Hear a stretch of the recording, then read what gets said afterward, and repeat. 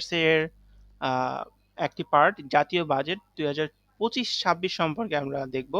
বৈষম্যহীন ও টেকসই অর্থনৈতিক ব্যবস্থা গড়ার প্রত্যয়। সো এটা হচ্ছে টাইটেল জাতীয় বাজেটের, বৈষম্যহীন ও টেকসই অর্থনৈতিক ব্যবস্থা গড়ার প্রত্যয়। প্রতি বছর জুন মাসের প্রথম দিকে বৃহস্পতিবার বাজেট ঘোষণা করা হয়। এবার গতানুগতিক নিয়ম ভেঙে 2 জুন 2025 সোমবার অন্তর্বর্তীকালীন সরকারের অর্থ উপদেষ্টা ডক্টর সালেহ-উদ্দিন আহমেদ 2025-26 অর্থবছরের প্রস্তাবিত বাজেট উপস্থাপন করেন। জাতীয় সংসদ কার্যকর না থাকায় বাংলাদেশ টেলিভিশনে বিটিভির মাধ্যমে এই বাজেটের বক্তৃতা উপস্থাপন করা হয়। 2025-26 অর্থবছরে বাজেটের উল্লেখযোগ্য বিষয় নিয়ে আমাদের এই আয়োজন। ওকে, সো আমরা দেখে নিই। বাজেট হচ্ছে 54তম অন্তর্বর্তীকালীন বাজেট ব্যতীত। সো ঘোষণা দেওয়া হয় 2 জুন 2025। ঘোষক হচ্ছেন, অর্থাৎ যিনি ঘোষণা করেন, ডক্টর সালাউদ্দিন আহমেদ। প্রথমবার বাজেট অনুমোদন 22 জুন 2025। বাজেট কার্যকর 1 জুলাই 2025। আমরা এক নজর বাজেটটা দেখে নিই। বাজেটের আকার 7,90,000 কোটি টাকা, পরিচালন ব্যয় 5,35,317 কোটি টাকা, উন্নয়ন ব্যয় 2,45,609 কোটি টাকা, রাজস্ব আয় 5,64,000 কোটি টাকা, বৈদেশিক অনুদান 5,000 কোটি টাকা, ঘাটতি অনুদান সহ 2,21,000 কোটি টাকা। জিডিপির প্রবৃদ্ধি 5.5%, মূল্যস্ফীতি 6.5%, মোট জিডিপি 62,44,578 কোটি টাকা, বার্ষিক উন্নয়ন কর্মসূচি 2,30,000 কোটি টাকা। সো আমরা এরপর দেখে নিব এখানে বিষয়টা। সর্বোচ্চ বরাদ্দ দেওয়া হচ্ছে জনপ্রশাসন খাতে 1,86,088 কোটি টাকা, মোট বাজেটের 23.56%। শিক্ষা ও প্রযুক্তি খাতে ব্যয় করা হচ্ছে, প্রায় বরাদ্দ করা হচ্ছে 1,10,657 কোটি টাকা, মোট বাজেটের 14%। পরিবহন ও যোগাযোগ 71,344 কোটি টাকা, মোট বাজেটের 9.03%। সো আমরা কর বর্ষ 2026-27 ও 27-28-এর বিষয়টাও দেখে নিই। সো কর ধাপ যেমন একজন ব্যক্তি যদি তার যদি ইনকাম হয়, সে কি পরিমাণ কর দিবে। সো 3,75,000 টাকার পর্যন্ত যদি হয়, সেক্ষেত্রে কর হার 0%।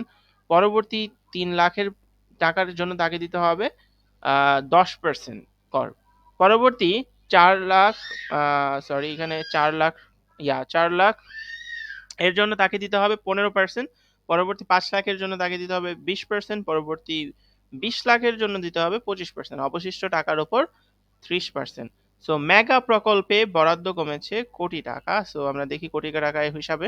রূপপুর পারমাণবিক বিদ্যুৎ কেন্দ্রে বরাদ্দ কমেছে 1,048 কোটি টাকা। রূপপুর বিদ্যুৎ সঞ্চালন লাইন প্রকল্পে কমেছে 6,448.35 কোটি টাকা।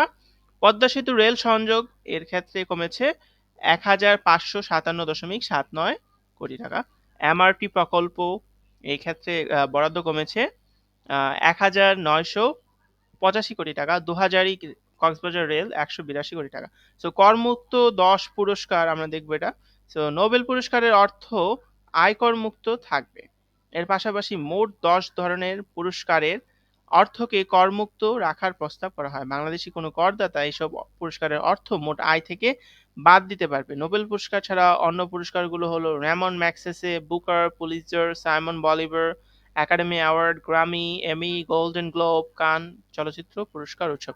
সো আমরা এখানে আরেকটা বিষয় দেখে নিই যে করমুক্ত আয় সীমা। সাধারণ করদাতা অর্থাৎ 2025-26 যদি 3.50 লাখ টাকা ইনকাম হয় একজন ব্যক্তির, সো সে আয়ের বাইরে থাকবে, করের বাইরে থাকবে। মহিলা ও 65 বছর বা তদূর্ধ্ব বয়সের করদাতা 4 লক্ষ টাকা। প্রতিবন্ধী ব্যক্তি করদাতা 4.75 লাখ টাকা। গ্যাজেটভুক্ত যুদ্ধাহত মুক্তিযোদ্ধা করদাতা 5 লক্ষ টাকা। এবং এরপর আছে তৃতীয় লিঙ্গ করদাতা 4.75 লাখ। সো আমরা এরপরে বিষয়গুলো পরে আমরা দেখে নিব এখনই। সো বাজেটে যা কিছু নতুন আমরা এই বিষয়টা দেখব। প্রস্তাবিত বাজেটের আকার ধরা হয় 7,90,000 লাখ কোটি টাকা, অর্থাৎ 7.90 লাখ কোটি টাকা। এটি 2024-25 অর্থবছরের মূল বাজেটের 7.97 লাখ কোটি টাকার তুলনায় 7,000 কোটি টাকা কম। এটি বাংলাদেশের ইতিহাসে প্রথমবারের মতো বাজেটের আকার হ্রাস পাওয়ার ঘটনা। এটি অন্তর্বর্তীকালীন সরকারের প্রথম বাজেট। সংসদ না থাকায় অর্থ উপদেষ্টা ডক্টর সালেউদ্দিন আহমেদ রাষ্ট্রীয় সম্প্রচার মাধ্যম বিটিভি সহ অন্যান্য বেসরকারি গণমাধ্যম একযোগে বাজেট প্রস্তাব উপস্থাপন করেন। এর আগে সাবেক অর্থ উপদেষ্টা AB Mirza, Mohammad Azizul Islam budget television ও বেতারের মাধ্যমে ঘোষণা করেন। আচ্ছা, এরপরে হচ্ছে বিগত বছরগুলোতে প্রতিবার বাজেট দেওয়া হতো জুনের প্রথম দিকে, যে কোনো বৃহস্পতিবার। পবিত্র ঈদুল আজহার ছুটি শুরু হওয়ার আগেই এবার 2 জুন বাজেট উপস্থাপন করেন অর্থ উপদেষ্টা। অর্থ উপদেষ্টার নাম মনে রাখতে হবে আমাদের, সালেউদ্দিন আহমেদ, ডক্টর সালেউদ্দিন আহমেদ। তো 26শে নভেম্বর 2026 স্বাভাবিক নিয়মে স্বল্পোন্নত দেশের অর্থাৎ এলডিসি লো ডেভেলপমেন্ট কান্ট্রি তালিকা থেকে আনুষ্ঠানিক উত্তরণের সিদ্ধান্ত নেয় সরকার। এই উত্তরণের পরবর্তী সময়ে চ্যালেঞ্জ মোকাবেলা ভবিষ্যতের কর্মপরিকল্পনা চ্যালেঞ্জ করে আছে। এখানে তেমন ইনফরমেশন নাই, কিন্তু এই ইনফরমেশনটা আমরা জানতে পারি যে 24 নভেম্বর 2026 স্বাভাবিক নিয়মে স্বল্পোন্নত দেশের এলডিসি তালিকা থেকে আনুষ্ঠানিক উত্তরণের সিদ্ধান্ত নেয় সরকার। সো অর্থ উপদেষ্টা বাজেট বক্তৃতা নার্সিং শিক্ষায় পিএইচডি কে চালুর ঘোষণা দেন। So this were the information that were necessary here. So আমরা এরপরের ভিডিওগুলো আমরা আস্তে আস্তে অন্য পার্টে দেখব। Thank you everyone. So please join my channel.